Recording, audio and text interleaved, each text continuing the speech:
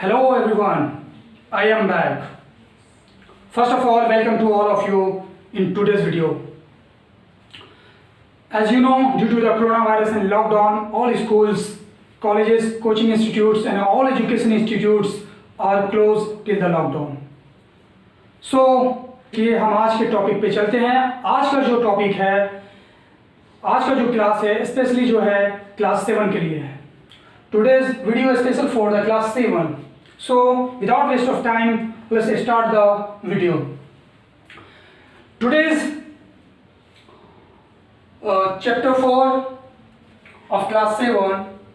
The headline is heat, flow and temperature. Heat, flow and temperature. यानी ऊष्मा का बहाव, ऊष्मा का प्रवाह और तापमान. ऊष्मा का प्रवाह मतलब समझ रहे ना? Do you understand? प्रवाह मतलब होता है प्रवाहित करना, एंट्री करना. सो यानी इस वन बॉडी से दूसरी बॉडी में ट्रांसफर होना. ठीक है, इसको हम क्या कहते हैं?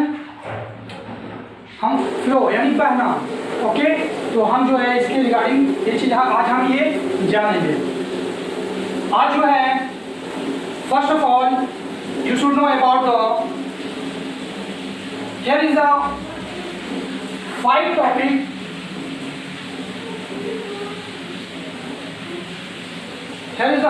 topic under the heat, flow and temperature. The 5 topic is heat and sources of heat, heat and sources of heat. ऊष्मा और ऊष्मा के साधन. Effects of heat, ऊष्मा के प्रवाह. Change in temperature, तापमान में बदलाव. एक्सपेंशन ऑफ नेचर, पदार्थों का फैलाव, पदार्थों का जो है विस्तार. चेंज ऑफ स्टेट कहते हैं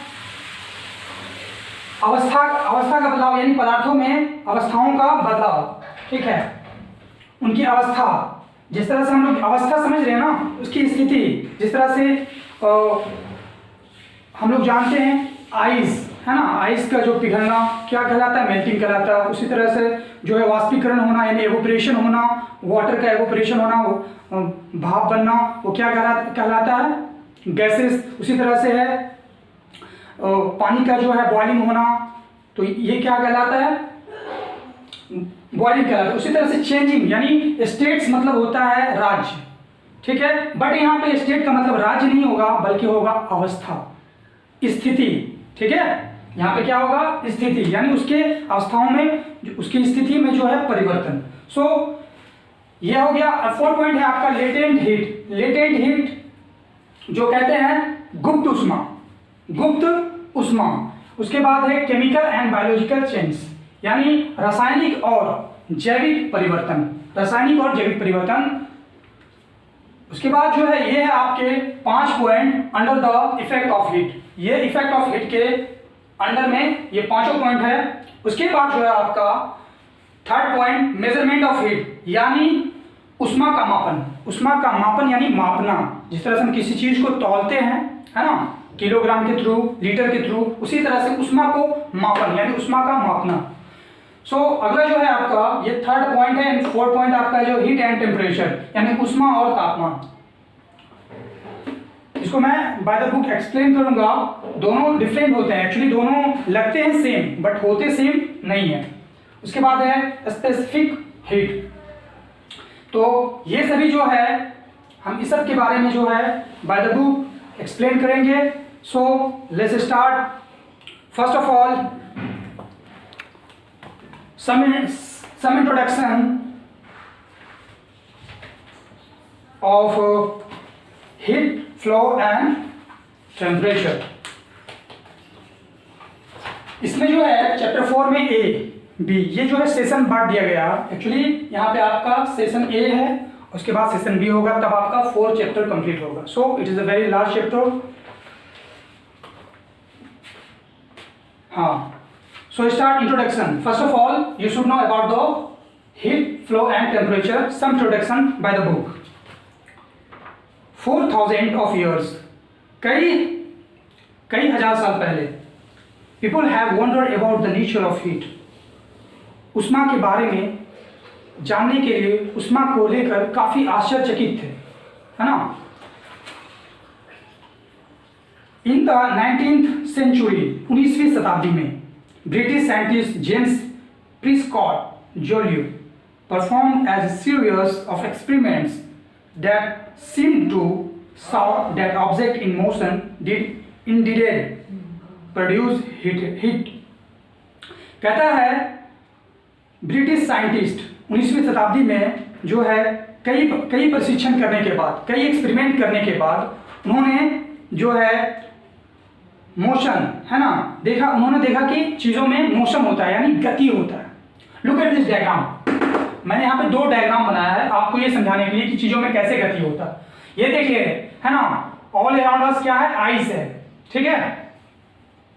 तो यहाँ पे ये जो है छोटे छोटे मॉलिक्यूल्स हैं, ये जो है मॉलिक्यूल्स है, ये क्या है, काफ़ी जो है साइलेंट मोड में है। सो देख सकते हैं काफ़ी साइलेंट है, थोड़ा सा मोशन में है, बट ये काफ़ी साइलेंट है। लेकिन जैसे ही इसको फायर के थ्रू, यानी इसको क्या किया जाता है, हीटेड किया जाता है, मेल्टिंग किया जाता है। सो आप देख सकते हैं इनके अंदर का जो मॉलिक्यूल्स होता है, चाहे वो कोई भी चीज़ हो, जैसे पानी हो, पानी के अंदर भी जो है छोटे छोटे मॉलिक्यूल्स होते हैं। सो आप देख सकते हैं दिस इज स्मॉल मॉलिक्यूल्स, किस तरह से जो है इनमें किस तरह से गति आ जाता है, मोशन आ जाता है ना। Look at this picture. जब इसे हीट किया जाता है ना, ऑन द फायर पे, तो आप देख सकते हैं किस तरह से जो है इनके मॉलिक्यूल्स जो है काफ़ी मोशन में आ जाते हैं, काफ़ी गति में आ जाते हैं, ठीक है। तो इस तरह से देख रहे हैं ना आप, काफ़ी इनमें जो है डिस्टेंस जो है काफ़ी ज़्यादा हो गया है। जबकि यहाँ पे बर्फ के पास, यहाँ पे आइस के पास देख सकते हैं छोटे छोटे मॉलिक्यूल्स क्या है, आपस में क्या है, एकजुट हो रहे हैं। सो यहाँ पे देख सकते हैं कि गर्म करने पर क्या होते हैं, मॉलिक्यूल्स क्या होते हैं, उनमें गति तेजी हो जाते हैं, तेज होते हैं, फास्ट होते हैं। तो इस डायग्राम से आप, I hope you have understood very well. तो चलिए आगे बढ़ते हैं। उसके बाद जो है, हाँ, तो जैसे कि इंट्रोडक्शन में हम थे,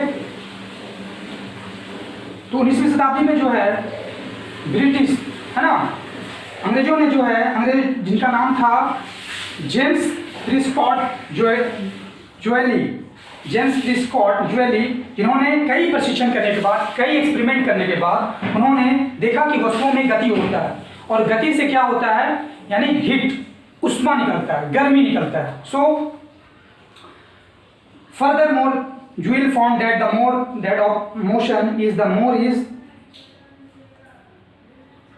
the heat produced। कहता है जेम्स ने ये ऑब्जर्व किया और उन्होंने पाया कि वस्तु जितना जो है गति करेगा उसमें उतना उष्मा तेजी से बढ़ेगा। सो उन्होंने देखा क्या कि वस्तु में जितना गति होगा, जितना उनमें मोशन होगा, उतना उसमें क्या होगा, उसमें उष्मा उतना उत्पन्न होगा। So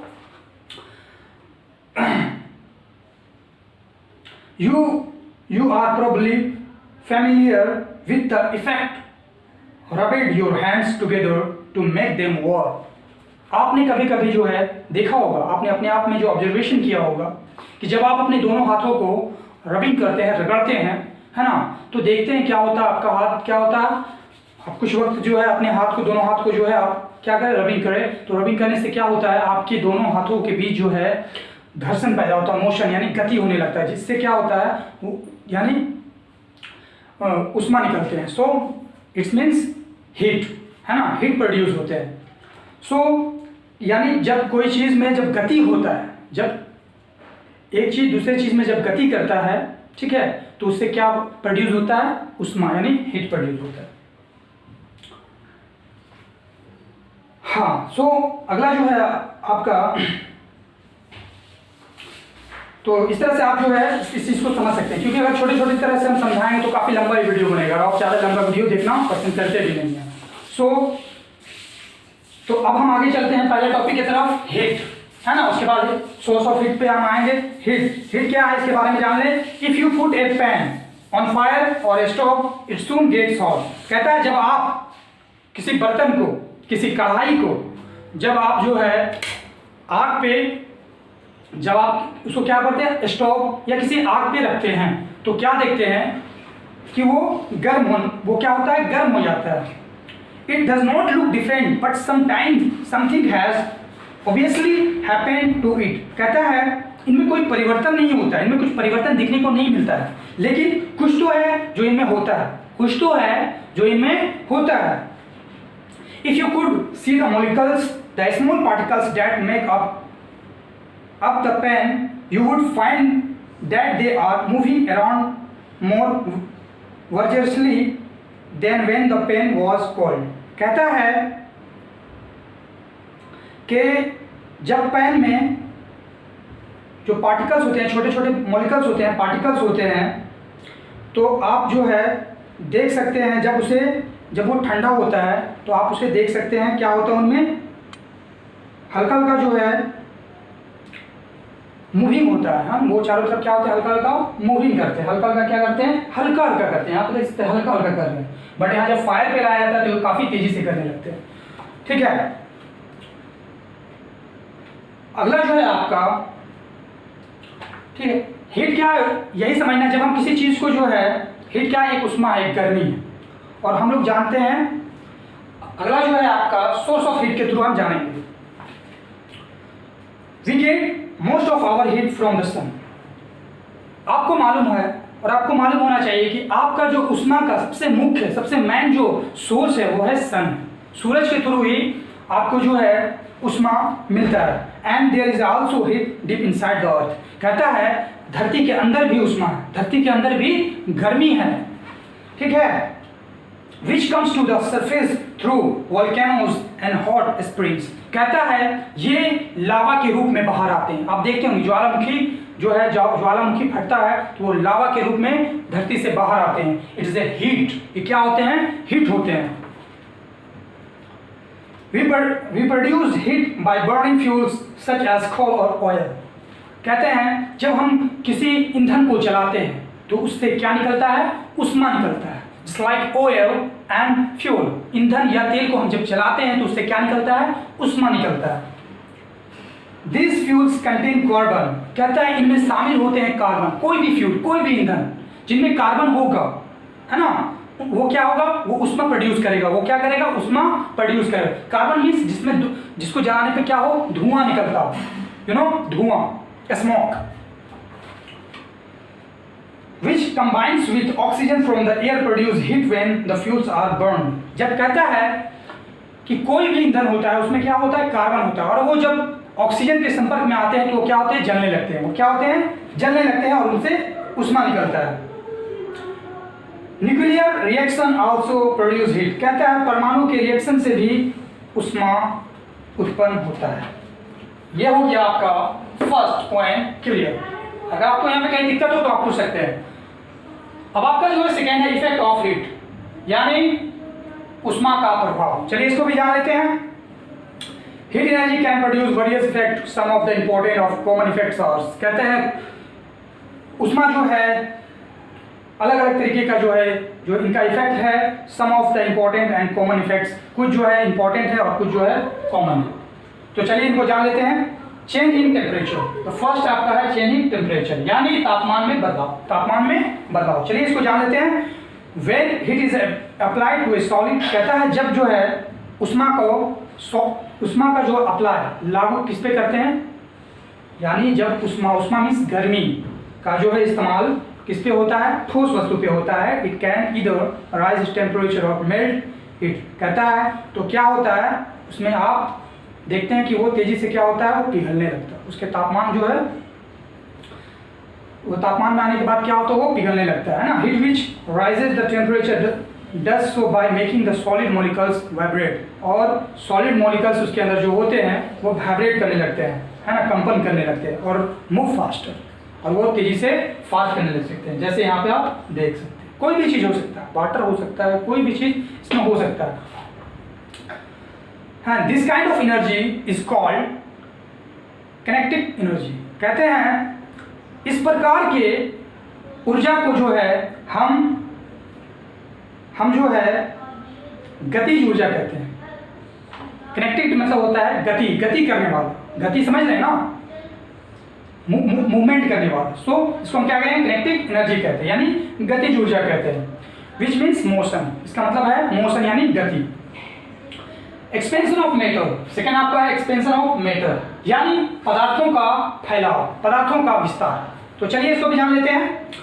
metals expand when they are heated, कहता है कि पदार्थ जो है, जब पदार्थ को जब गर्म किया जाता है तो वो फैलते हैं। Railway engineers leaves gaps between the सुसेसिव लेंथ ऑफ रेल्स, कहता है रेलवे इंजीनियर जो होते हैं, रेलवे कर्मचारी जो होते हैं, इंजीनियर जो होते हैं, वो रेल पटरी के बीच जो है गैप छोड़ देते हैं, गैप यानी खाली जगह छोड़ देते हैं। तो चलिए क्यों छोड़ते हैं? So that if they expand in the heat of the sun, कहता है जब सूरज की गर्मी पड़ता है, गर्मियों के दिन में जब सूरज का गर्मी पड़ता है तो वो क्या होता है? फैलता है। क्या होता है? वो फैलता है। But have space to cover the gap, और उसी की वजह से वो क्या करता है? उस गैप को कवर कर देता है। ठीक है, वो फैलता है। इसलिए जो है इंजीनियर जब भी जो पटरी को बिछाते हैं तो उसमें थोड़ा गैप छोड़ देता है ना। तो हर चीज में एक ना कुछ लॉजिक होता है। उसके बाद है अगला आपका जो है materials differ in how much they expand when heated, कहता है पदार्थों पे निर्भर करता है कि वो कितना जो है, उसको कितने गर्मी देने पर वो कितना फैलेगा। A bimetallic strip is device that make use of different rates of expansion of solids, कहता है बेमेंटेलिक स्ट्रिप जो है एक द्विधातु पट्टी होते हैं। ठीक है, ये एक प्रकार के उपकरण होते हैं जिनसे जो है ये पता किया जाता है कि कोई वस्तु में कितना जो है, कोई सॉलिड ठोस वस्तु में कितना फैलाव हो रहा है, इससे इसका जो है पता किया जाता है। ठीक है,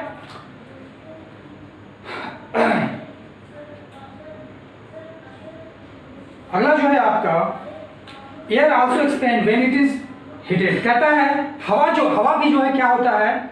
हवा भी फैलता है। हवा भी फैलता है जब उसे गर्म किया जाता है। हवा भी फैलता है जब उसे गर्म किया जाता है। Early flyers use hot air to fill their balloons, कहता है जब पहली उड़ान उड़ी है ना, तो पहला जो उड़ान उड़ा आसमान में, तो आपको पता है कि पहला जो उड़ान होता था हवाई जहाज नहीं होता था, एज ए गुब्बारा के थ्रू जो है लोग ट्रैवल करते थे, है ना, one place to another place. So उस टाइम जो है पहला जो उड़ान हुआ, अर्ली फ्लायर्स जो हुआ था, उसका इस्तेमाल जो है हॉट एयर, गर्म हवा के थ्रू हुआ था, जिसको बैलून में भरा गया। Because the expanded hot air in balloons was less dense than the cold air around it, कहते हैं ये ठंडे हवा के मुकाबले जो गर्म हवा होते हैं उनमें कम घनी होते हैं, वो कम घना होते हैं। ठीक है, वो कम घना होते हैं, वो हल्के होते हैं, समझ रहे हैं ना। इस तरह से जो है ये गुब्बारा को आसमान में उड़ाते हैं। सो ये क्लियर हो गया एयर। अब है वाटर एक्सपेंड व्हेन हीटेड, कहता है पानी भी जो है गर्म करने पे क्या होता है? फैलता है। For example a full kettle overflow when the water in it get hot, कहता है जब आप बर्तन में जो है पानी को भर दें, फूल कर दें, ठीक है, और उसको जो है आप स्टोव पे, उसको गैस पे जो है आप चढ़ा दें, उसको जो आप हीटेड करें 100 डिग्री सेल्सियस, जैसे ही वो क्रॉस करेगा वो क्या होगा? उसमें जो है बुलबुली होने लगेगा और वो पानी ओवर होने लगेगा, वो जो है केटल से जो है वो बाहर गिरने लगेगा ना, ओवरफ्लो होने लगेगा, बाहर गिरने लगेगा। तो ये हम कह सकते हैं कि पानी भी क्या होता है? फैलता है। पानी भी क्या होता है? फैलता है ना। एयर आल्सो एक्सपेंड्स, पानी जो है पानी भी फैलता है। सो अगला जो आपका थर्ड पॉइंट है, सॉरी थर्ड पॉइंट नहीं बल्कि आपका जो है अगला जो है लेटेंट हीट। लेटेंट हीट क्या है तक यहाँ समझा? सॉरी नहीं, आपका एक और है change of state. Change of state है ना। तो चलिए जान लेते हैं। On heating a substance in many change in state from solid to liquid and liquid to gas, कहता है जब सॉलिड को जो है सॉलिड से लिक्विड और लिक्विड से गैस होता है। जैसे कि अगर हम एक पानी को जब अगर मान लिया जाए हम गर्म करें, है ना, उसको हीट करें तो वो क्या होता है? इवोपरेशन के थ्रू क्या होता है? भाप बनता है। भाप क्या होता है? गैस होता है। इट इज ए गैस, है ना। इवोपरेशन इज ए गैस, वो क्या होता है? गैस होता है ना। तो सॉलिड, और वही पानी को हम चाहें तो सॉलिड, यानी उसको अगर रेफ्रिजरेटर में रखा जाए, है ना, उसको टेम्परेचर, उसका भी एक अलग टेम्परेचर होता है। तो अगर रेफ्रिजरेटर में रखा जाए तो रेफ्रिजरेटर में क्या होगा? वो बर्फ जो है बन जाएगा। तो उसके बाद जो है -5 डिग्री सेल्सियस पे जो है अगर मान रखा जाए तो क्या होगा? वो बर्फ में कन्वर्ट हो जाएगा। वाटर क्या होगा? कन्वर्ट किसमें हो जाएगा? बर्फ, यानी सॉलिड में। फिर सॉलिड, उस पानी को सॉलिड उस बर्फ को जो है हम रेफ्रिजरेटर से, फ्रिज से बाहर निकाल दें, फिर उसे खुले यानी हम उसको गर्म करें तो क्या होगा, फिर से क्या होगा, लिक्विड हो जाएगा, ठीक है। और फिर उस लिक्विड को और ज़्यादा गर्म करें, और ज़्यादा हीटेड करें तो क्या होगा, एवोपरेट हो जाएगा। क्या हो जाएगा, एवोपरेट यानी भाप बनकर उड़ जाएगा। हाँ, तो इस तरह से जो है एक तो बर्फ जो है 0 डिग्री सेल्सियस पे क्या होता है, वो पिघल जाता है। 0 डिग्री सेल्सियस पे क्या होता है, पिघलता है। 0 डिग्री सेल्सियस पे वो पिघलता है। और पानी जो होता है वो खौलता है कितना डिग्री सेल्सियस पे, 100 डिग्री सेल्सियस पे, ठीक है। तो ये क्लियर हो गया आपका।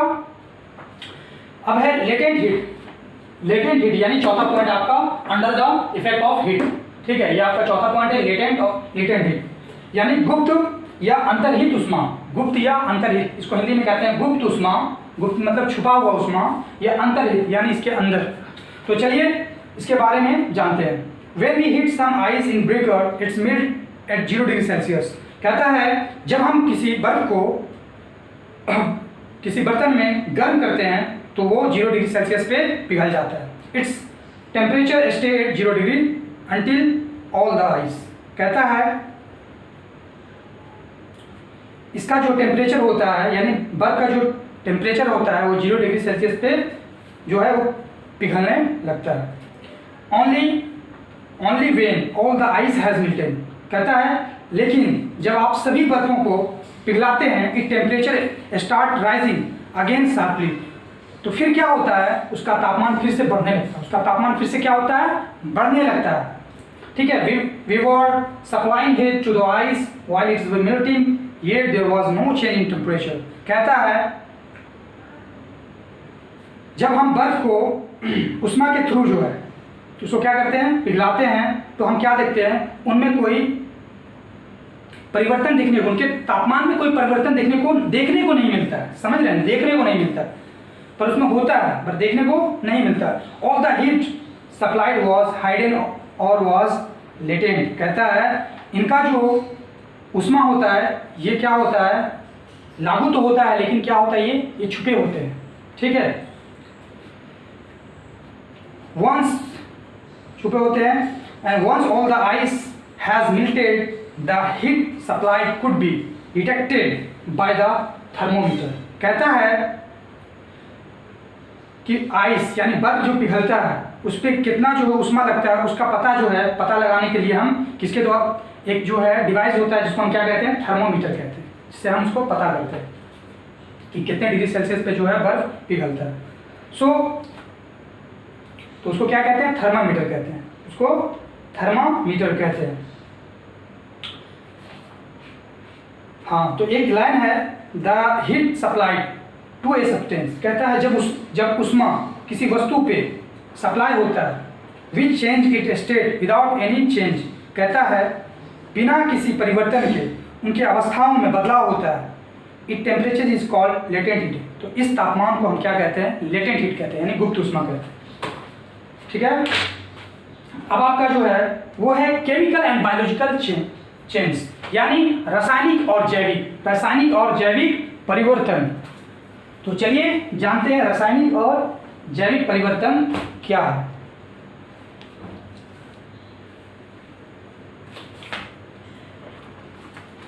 रासायनिक और जैविक परिवर्तन। Many things you see and use each day। कहता आप रोजाना जो है कई चीज़ों को इस्तेमाल करते हैं। Involving chemical change are cause by heat. कहता है केमिकल जो परिवर्तन होता है उष्मा के कारण ही होता है। उष्मा के कारण ही जो है केमिकल चेंज होता है, ठीक है। उष्मा यानी गर्मी के कारण। द बेकिंग ऑफ ब्रेड यानी रोटी का बनना and the changing of colour of autumn leaves are example of chemical change. कहता है पत्तों का रंग है ना, पत्तों का रंग जो है, पत्तों का रंग का चेंज होना ये भी केमिकल चेंज है। So it is the digestion of food. कहता है भोजन का डाइजेशन होना यानी पाचन होना ये भी एक तरह का क्या है, केमिकल चेंजिंग है। सो अगला जो है आपका है बायोलॉजिकल। तो चलिए बायोलॉजिकल चेंज के बारे में जान लें। बायोलॉजिकल मतलब जैविक परिवर्तन। We boil milk and water order to kill the harmful bacteria present in them. कहता है जब हम पानी को या दूध को गर्म करते हैं तो उनमें पाए जाने वाले हार्मफुल यानी नुकसानदायक जो उसमें बैक्टीरिया होते हैं, कीटाणु होते हैं, वो क्या होते हैं, वो मर जाते हैं, है ना, वो मर जाते हैं। Most of the birds incubate their eggs by the sitting on them। कहता है जब कोई पक्षी अंडे को सेता है, अंडे को सेकना मतलब अंडे पर बैठना और बैठकर उष्मा देना, हीट करना, उसको गर्म करना।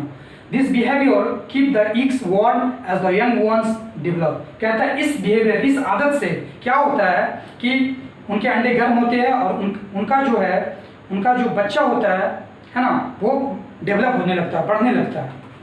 These are example of biological change। इस परिवर्तन को क्या कहते हैं, बायोलॉजिकल चेंज कहते हैं, यानी जैविक जो है जैविक परिवर्तन कहते हैं। सो ये क्लियर हो गया आपका। अब जो है मेजरमेंट ऑफ हीट है, मेजरमेंट ऑफ हीट, इसके बारे में जान लेते हैं। ये क्लियर हो गया। इफेक्ट ऑफ हीट, ये जितने भी मैंने पांचों जो भी टॉपिक को मैंने भी आपको बताया, ये किसके अंदर है, इफेक्ट ऑफ हीट, हीट के अंदर है, ठीक है, यानी उष्मा का प्रभाव, इसी के अंदर ये पांचों जो है टॉपिक था। अब जो है अगला टॉपिक आपका है मेजरमेंट ऑफ हीट, यानी उष्मा का मापन। Heat is measured in unit called calories. कहता है कैलोरी, गर्मी को कैलोरी नामक इकाइयों में मापा जाता है, गर्मियों को कैलोरी नामक इकाइयों में मापा जाता है।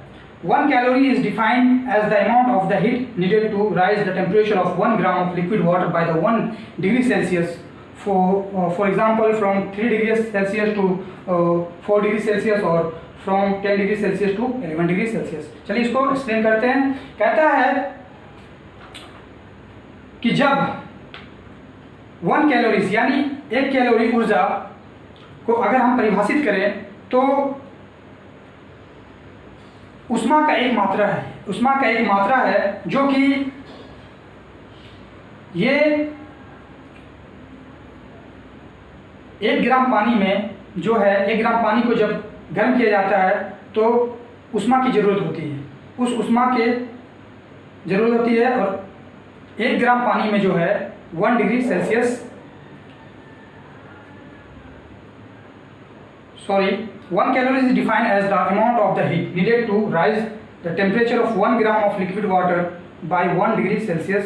हाँ, कहता है 1 ग्राम पानी में 1 ग्राम लिक्विड में जो है 1 डिग्री सेल्सियस होता है। जिस तरह से फॉर एग्जांपल जो है 3 डिग्री से 4 degree Celsius, from 10 degree Celsius से 11 डिग्री सेल्सियस, यानी 1 ग्राम इस तरह समझें कि 1 ग्राम अगर मान लीजिए 1 ग्राम पानी है तो उसमें 1 ग्राम जो है 1 डिग्री सेल्सियस जो है उसका टेम्परेचर बढ़े, ठीक है। अगर आप मान लिया जाए आपके पास 10 ग्राम पानी है, ठीक है, इस तरह समझे, अगर आपके पास 10 ग्राम पानी है और आपको जो है गर्म करना है तो आपको वहाँ पे 10 डिग्री सेल्सियस 10 डिग्री जो है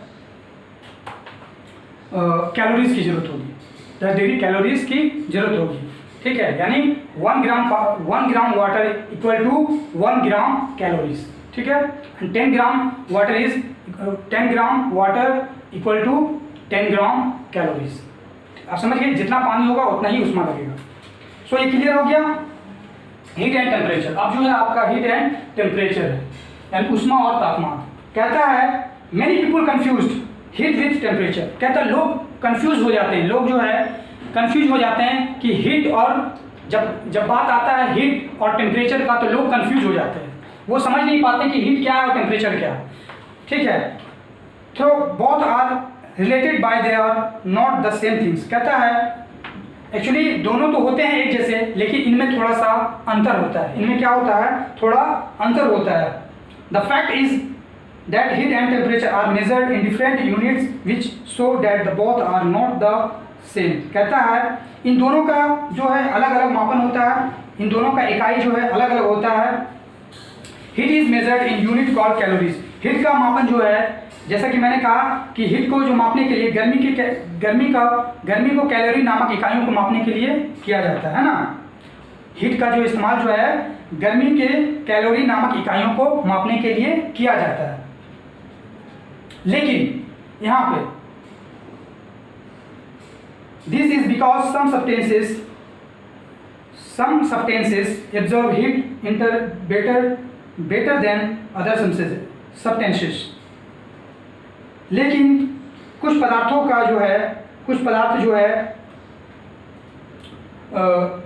जो है ऊष्मा को अवशोषित कर लेते हैं, है ना। दूसरे यानी कुछ ऐसे पदार्थ होते हैं कि दूसरे पदार्थों के मुकाबले वो ऊष्मा को ज़्यादा अच्छा से क्या करते हैं, एब्जॉर्ब कर लेते हैं। वो क्या करते हैं, उनको एब्जॉर्ब करते हैं।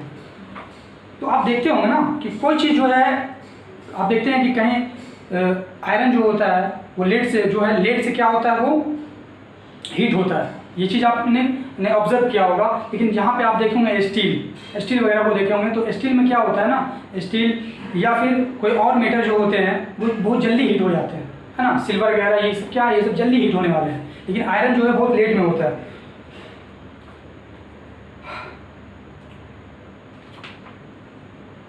हाँ, the quantity by which we can compare the hotness of